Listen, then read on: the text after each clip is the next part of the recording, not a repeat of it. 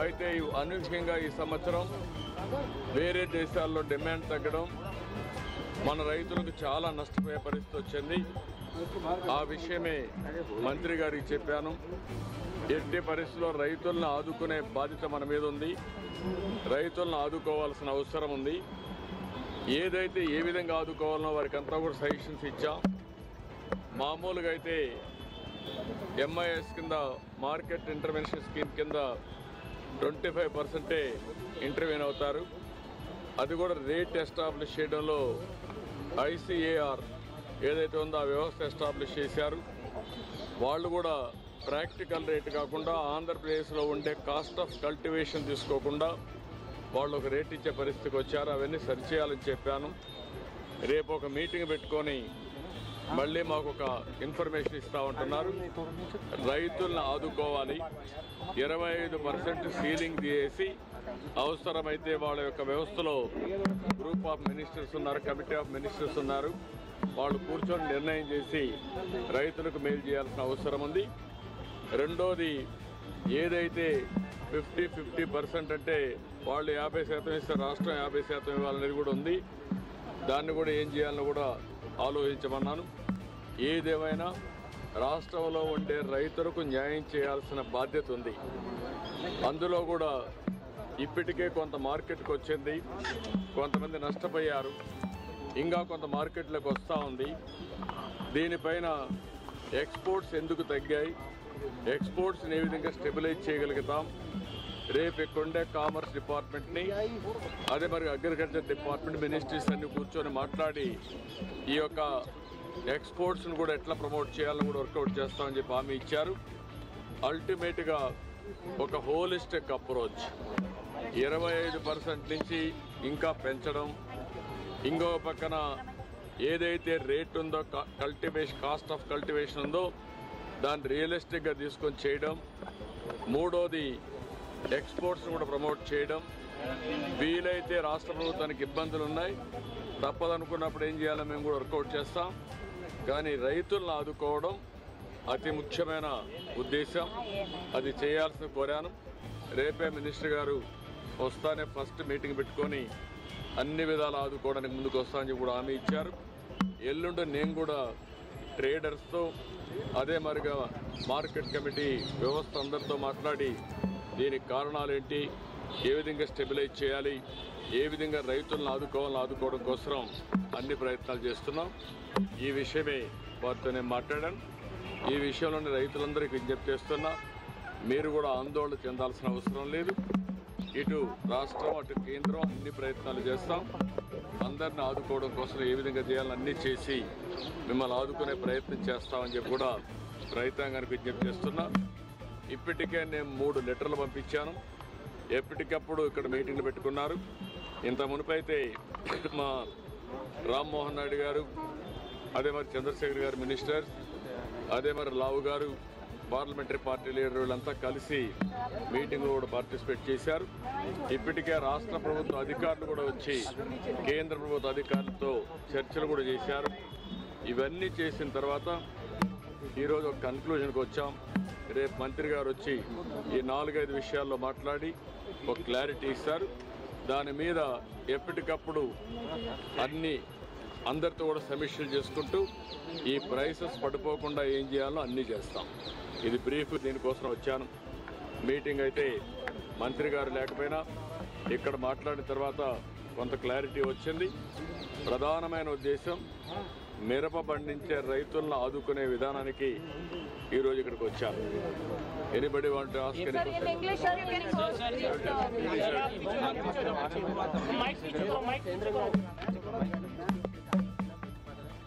అంటే ప్రొక్యూర్ చేయాలంటే దానికి కూడా కొన్ని సమస్యలు ఉన్నాయి.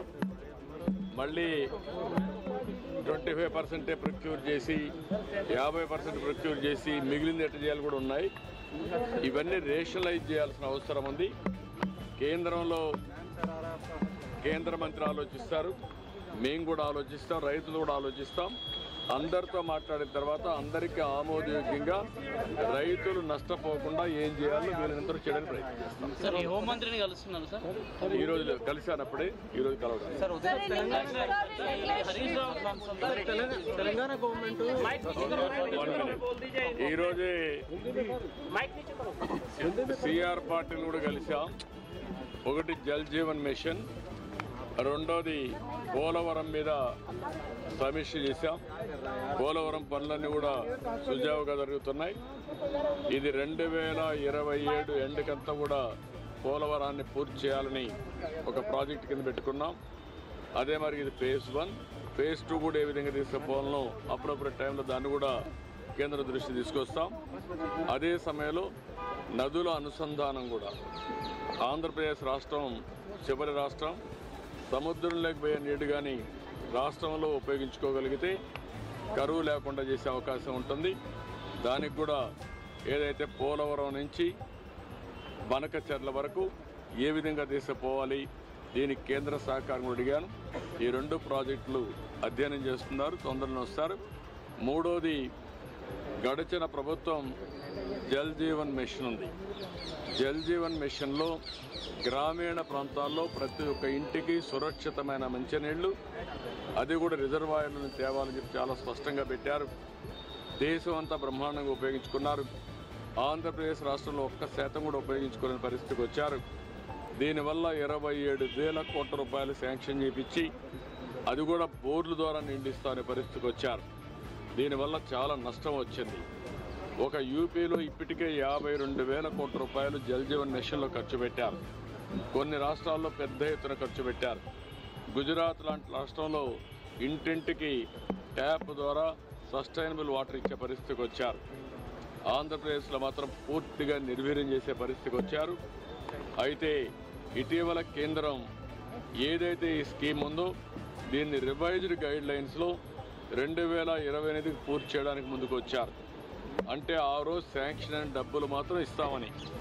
దానివల్ల ఆంధ్రప్రదేశ్ రాష్ట్రానికి 27,000 కోట్లే వస్తుంది. ఇంకొక 54,000 కోట్లు కావాలి. అది స్కీమ్లో కూడా లేదు. ఇప్పుడు దాని మీద కూడా కేంద్రంతో సంప్రదించాల్సిన అవసరం ఉంది. ఈ 27,000 కోట్లకు డిపిఆర్స్ తయారు చేసి ముందు శాంక్షన్ చేయించుకోవడం, మిగిలిన ప్రాంతాలకన్నిటికీ మళ్ళీ కేంద్రాన్ని ఒప్పించి, ఇది దేశం అంతా కూడా ఉపయోగించే ప్రాజెక్టు కాబట్టి ఆంధ్రప్రదేశ్ రాష్ట్రం ఒకటే కాదు, దాన్ని కూడా ఫాలోఅప్ చేస్తాం. ఒక ప్రభుత్వం చేసే తప్పుడు విధానాల వల్ల, సరైన సమయంలో యాక్ట్ చేయకుండా పోయేదాని వల్ల ప్రజలు ఏ విధంగా నష్టపోతారో ఇదొక ఉదాహరణ. ఆంధ్రప్రదేశ్ రాష్ట్రంలో ఏ ప్రోగ్రామ్ సరిగా జరగలేదు. సెంట్రలీ స్పాన్సర్ స్కీమ్స్ అన్నీ కూడా నిర్వీర్యం అయిపోయినాయి. దీనివల్ల ఒక్క ప్రాజెక్టు కూడా అమలు చేసే పరిస్థితి లేదు. ఈరోజు ఈ ప్రభుత్వం వచ్చిన తర్వాత 93 సెంట్రలీ స్పాన్సర్డ్ స్కీమ్స్ని వాళ్ళు డీఫంక్ట్ చేస్తే, అవి ఖర్చు పెట్టి ఆ డబ్బులు డైవర్ట్ చేస్తే, మేము ఆ డబ్బులంతా ఖర్చు పెట్టి యూసీలు ఇచ్చి మళ్ళీ ఇప్పుడు ట్రాక్లో పెట్టే పరిస్థితికి వచ్చాం. అంటే ఈ విధంగా సెంటర్ ఇచ్చే స్కీమ్స్ అన్ని ఉపయోగించుకుంటే రాష్ట్రంలో ప్రయోజనాలు వస్తాయి, ఉపయోగించుకోకపోతే ఇలాంటి సమస్యలు వస్తూ ఉంటాయి. ఒక భయంకరమైన పాలన, అదే మాదిరిగా ఆ రోజు చేతగాని పరిపాలన వల్ల చాలా సమస్యలు వచ్చాయి. ఒక్కొక్కటి ఆ సమస్యలను పరిష్కారం చేసుకుంటూ ముందుకు పోతున్నాం. అందులో ప్రధాన సమస్య జల్ జీవన్ మిషన్ కూడా. దీనివల్ల ప్రతి ఒక్క ఇంటికి ట్యాప్ ద్వారా సస్టైనబుల్ వాటర్ వచ్చే విధానానికి స్వస్తి పలికారు, దెబ్బతీసే పరిస్థితికి వచ్చారు. ఇప్పుడు మళ్ళా కేంద్రంతో 27,000 కోట్లే కాకుండా నెక్స్ట్ ఫేజ్లో మళ్ళీ 54,000 కోట్లు కావాలి. ప్రతి ఒక్క ఇంటికి నీళ్లు ఇవ్వాలంటే ట్యాప్ ద్వారా. దాన్ని కూడా వర్కౌట్ చేయాల్సిన అవసరం ఉంది. ఏ విధంగా వర్కౌట్ చేయాలో in course of time workout చేస్తారు. మాట్లాడుతున్నారు తెలంగాణ కృష్ణా నీటి వాటాన్ని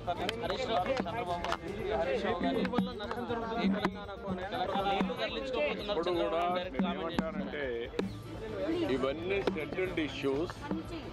రాజకీయాలు చేయడం కరెక్ట్ కాదు. ఏ ఇష్యూ అయినా ఆంధ్రప్రదేశ్ రాష్ట్రం లాస్ట్లో ఉంది. తెలంగాణ రాష్ట్రానికి కూడా ఆ రోజు అనేక ప్రాజెక్టులు నేనే క్లియర్ చేశాను ముఖ్యమంత్రిగా. 9 ఏళ్ళు ముఖ్యమంత్రిగా ఉండి కృష్ణా డెల్టా మోడర్నైజేషన్ పెట్టి 20 టీఎంసీ నీళ్లు బీమాకి ఇచ్చాం. దేవాదులు నేనే స్టార్ట్ చేశాను, ఎస్ఎల్బిసి నేనే పూర్తి చేశాను. అలాంటివన్నీ వచ్చినప్పుడు సముద్రంలోకి పోయే నీళ్లు తీసుకొని ఆంధ్ర రాష్ట్రంలో ఆ నీళ్లు ఉపయోగించాలని. ఈరోజు మీరు చూస్తే దేవాదుల ప్రాజెక్ట్ పైన ఏదైతే తెలంగాణలో మన ఏ ప్రాజెక్ట్ అది పైన డ్రింక్ ఇరిగేషన్ ప్రాజెక్ట్ పైన ఇంకోటి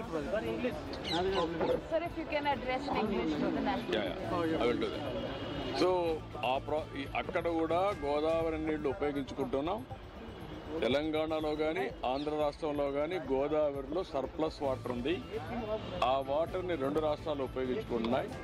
కృష్ణా జలాలు మాత్రం సమస్య ఉంది. ఇప్పటి వరకు పాతగా ఏదైతే ఉందో ఒరిజినల్గా రెండు రాష్ట్రాల్లో ప్రాజెక్టులు ఏవైతే ఆ వాటరే ఉపయోగించుకుంటున్నాం.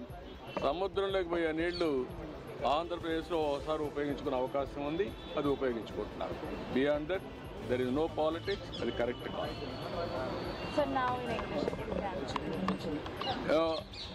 Today I came here to represent to the Ministry of Commerce about chilli farmers issue. This year, chilli farmers are suffering because of price. Huge losses they are incurring. I asked him to intervene immediately through market intervention. They are having some restrictions, 25% procurement.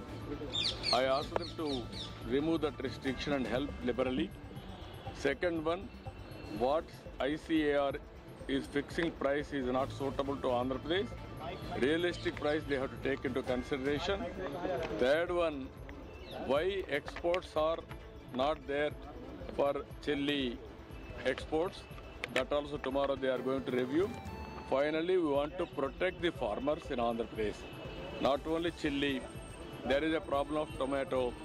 For that also they are willing to give transportation charges and hoarding charges. That also we are working with them.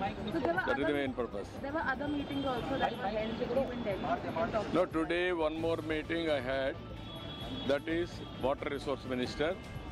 There, Polavaram, I have briefed him. The way progress is taking place. By 27 end, we are going to complete Polavaram project.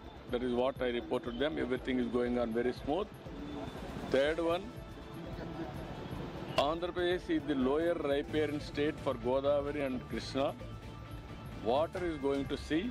That water we wanted to use for especially drought-prone areas of Rayalaseema. That is what I requested them.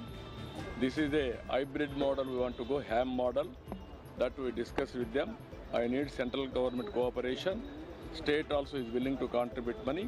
We will work with them. That is another project. That also it is only a phase 1. According to Bifurcation Act, phase 2 is there. That is ultimate height is 45.74. There is no compromise. There is not correct issue. Some people are making, they committed all these things, they are making issues now. This is not correct approach. Sir, YSRCP leader has been arrested and the anticipatory bail of his has been denied. So, in TDP office attack issue, what would you like to say on that? No, I don't want to comment anything. Law will take its own course of action. Anybody will commit mistake. There is no politics here. Only law will take its own course. So what do you have to say about Delhi CM? She has taken oath, the cabinet has taken oath. How do you see that? No, I am very happy. Today, new era is going to start in Delhi. Always in the Indian politics, everybody has to think development has to do first, then wealth has to be created, then revenue has to be generated, welfare has to do simultaneously, thereby we can empower people. Only giving money or spending welfare without creating wealth, it won't sustain. That has been proved in Delhi. Highest polluted city in the world is Delhi. Now you will have a free air now. Your health will be improved. And also Yamuna river is going to purify now. All pollution will go. In Delhi there is a political pollution and also there is a Not only air pollution, atmosphere pollution. Both will be controlled. Now we are going to witness New Delhi and develop. We are all proud of it. As a matter of fact, everybody is coming to Delhi by saying this is my capital. For the last 10 years, whenever you come to Delhi, you want to leave Delhi immediately because of pollution. Now we can stay more time in Delhi now. Stay back, healthy and happy life. మధ్యాహ్నం India భాగస్వామ్య పక్షాలు lunch meeting జరిగింది, ఏమైనా discussion చేశారు? Nothing. It is only a routine lunch meeting. Always ఇలాంటి స్వేరింగ్ అంటే వస్తూ ఉంటాం, all chief ministers and central government. This is a formality. We will sit together, interact together, and also how to take this country forward. We are all discussing. ఐపీఎస్లో cadre state నుంచి గతంలో కూడా అడిగారు కదా సార్, ఈ రోజు discussion చేశారా అమిత్ షా గారు? జనరల్గా కలిసాం, జనరల్గా డిస్కషన్ అయింది. పర్టికులర్గా ఏమీ అజెండా లేదు. నెక్స్ట్ టైం వస్తారు మాట్లాడారు. ఓకే, క్లారిటీ వచ్చిందా మీకు అందరికీ? మిరప మీద క్లారిటీ వచ్చిందా? ఇంకా తెలుగు వాళ్ళకి ఏమైనా కొంచెం క్లారిటీ కావాలన్నా? మిరప వాట్ ఐఎమ్ సేయింగ్, రాజకీయాల కోసం చేయడం కాదు. రాజకీయాలు ప్రజల సమస్యల పరిష్కారం కోసం చేయడం రాజకీయం. ఈ రాష్ట్రంలో, ఈ దేశంలో కొంతమంది మాట్లాడుతూనే ఉంటారు సమస్యల పరిష్కారం చేయకుండా. ఎన్డీఏ ప్రభుత్వం ఆంధ్రప్రదేశ్లో చిత్తశుద్ధిగా ఉన్నాం. ఏ రైతుకు ఇబ్బంది లేకుండా చేయడం కోసం అన్ని విధాల ప్రయత్నం చేస్తున్నాం. ఓసారి ప్రైసెస్ అనేటివి పెరుగుతాయి, ఓసారి తగ్గుతాయి. తగ్గినప్పుడు ప్రభుత్వం కూడా రైతు నష్టపోకుండా వీళ్ళంత కోసం కాపాడాలనుకుంటాం. అట్లని చెప్పేసి ఎవ్వరూ ఏం చేయని వాళ్ళు కూడా ఇప్పుడు వచ్చి మాట్లాడే పరిస్థితికి వస్తారు. మొట్టమొదటిసారిగా మిరప రైతులకు నష్టపరిహారం చెల్లించిన ప్రభుత్వం తెలుగుదేశం ప్రభుత్వం. 138 కోట్లు ఎప్పుడో ఇచ్చాం. మళ్ళీ రెండోసారి ఏదైనా డబ్బులు ఇస్తున్నా అంటే ఎన్డీఏ ప్రభుత్వం ఇస్తున్నాం. మాట్లాడేవాళ్ళు ఒక పైసా ఇవ్వలేదు, ఏమి చేయలేదు, ఏమి చేసింది కూడా ఏమి లేదు. మొన్న కూడా రైతులకు సంబంధించిన మిర్చి బ్యాగులు మాయమయ్యాయి. అవన్నీ నేను చీప్గా నేను మాట్లాడను. కానీ వాళ్ళ అన్యాయం జరిగింది అంటే బాధ్యత లేకుండా వెళ్ళడం. ఏదైతే మీరు ఒకసారి చూస్తే కోడ్ ఆఫ్ కాండక్ట్ ఉంది. కోడ్ ఆఫ్ కాండక్ట్ అనేది రాజకీయ పార్టీలకు వర్తిస్తుంది, కంటెస్ట్ చేసే అభ్యర్థులకు పనిచేస్తుంది, అధికార యంత్రాంగానికి పనిచేస్తుంది. కానీ విచిత్ర వాదన, మేము మాత్రం మాకు కోడ్ ఆఫ్ కాండక్ట్ లేదు, మేము ఎక్కడికైనా పోతాం అని వైలేట్ చేసి ఒకసారి ఎలక్షన్ కమిషన్ ఆర్డర్ ఇచ్చిన తర్వాత మీరు రావడానికి వీలు లేదంటే ప్రజాస్వామ్యం నిలిపేయాలి. దట్టు ఎలక్షన్ కమిషన్ ఇచ్చిన తర్వాత మీరు ఎవరు పోవడానికి? ఎలక్షన్ కమిషన్ కంటే మీరు గొప్పవాళ్ళు కాదు కదా. మీ రాజకీయ పార్టీ కానీ ఏ రాజకీయ పార్టీ కానీ ఈరోజు నడుస్తున్నాయంటే ఎన్నికల కమిషన్ గైడ్ లైన్స్ ప్రకారం మనం నడుస్తున్నాం. ప్రజాస్వామ్యంలో అటానమస్ బాడీ ఎన్నికల కమిషన్. ఈరోజు ఎమ్మెల్సీ ఎలక్షన్ జరుగుతున్నాయి. అలాంటి ఎమ్మెల్సీ ఎలక్షన్ జరిగేటప్పుడు కోడ్ ఆఫ్ కాండక్ట్ ఉంది, మీరు రావడానికి వీలు లేదు అని స్పష్టంగా చెప్పిన తర్వాత దాన్ని వైలేట్ చేసి వెళ్ళడం, వైలేట్ చేసి వెళ్ళి మార్కెట్ కమిటీలు ఇవన్నీ చేయడం, చేసిన తర్వాత మళ్ళీ పోయి మాకు సెక్యూరిటీ ఇవ్వలేదని కంప్లైంట్ చేయడం. అంటే మీరు చేసే ఇల్లీగల్ యాక్టివిటీస్ కూడా సెక్యూరిటీ ఇవ్వాలంటే కరెక్ట్ కాదు.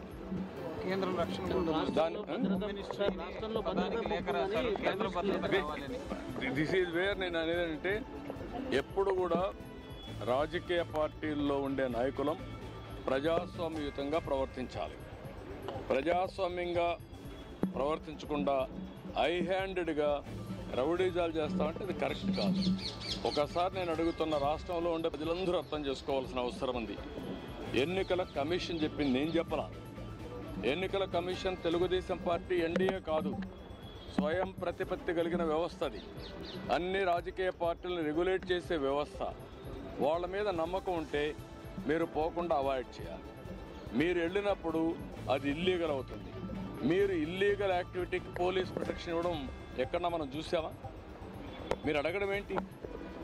నువ్వు పోయిందే హై హ్యాండెడ్గా ఇల్లీగల్ యాక్టివిటీ చేసినప్పుడు నాకు పోలీసులు కూడా రావాలన్నా వెనకాలంటే రేపు రాబోయే రోజు నువ్వు నేరాలు చేస్తానంటే పోలీసులు చూస్తూ మీ దగ్గర రావాలన్నా ఇది కరెక్ట్ అప్రోచ్ కాదు. ఇది నాకు సంబంధించిన విషయం కాదు, ఎన్నికల కమిషన్ విషయం. కానీ వచ్చింది కాబట్టి చెప్పాల్సి వస్తూ ఉంది. ఇది ప్రజాస్వామ్యం నేను చాలా చూశాను. ఇలాంటి రాజకీయ నాయకుల్ని, ఇలాంటి రాజకీయ పార్టీలను ఎప్పుడు చూడలేదు, ఇంతవరకు ఎవరికి రాలేదు. ఒక రకమైన హంగామా సృష్టించారు. దాంతో రైతులు మార్కెట్లో ఉండే వాళ్ళు కూడా బయటకు పారిపోయే నేనేమంటానంటే సమస్య పరిష్కారం చేయడానికి అనేక మార్గాలు ఉన్నాయి. ముఖ్యమంత్రికి లెటర్ రాయొచ్చు, లేకపోతే మంత్రికి లెటర్ రాయొచ్చు, లేకుంటే ప్రెస్ ద్వారా చెప్పచ్చు, లేకుంటే గవర్నర్కి రిప్రజెంట్ చేయొచ్చు, లేకుంటే కేంద్ర ప్రభుత్వానికి వచ్చి చెప్పచ్చు. అట్లా చేయకుండా వాళ్లకు అసౌకర్యం కలిగించే విధంగా లేకుంటే అసెంబ్లీలో మాట్లాడచ్చు. మార్గాలు అనేక ఉన్నాయి రాజకీయ పార్టీలకి. ఆ పార్టీలు అవలంబించే తీరు చాలా ముఖ్యం. ఆ విషయం అన్ని చూస్తారు కదా మీరు రేపు. Thank you.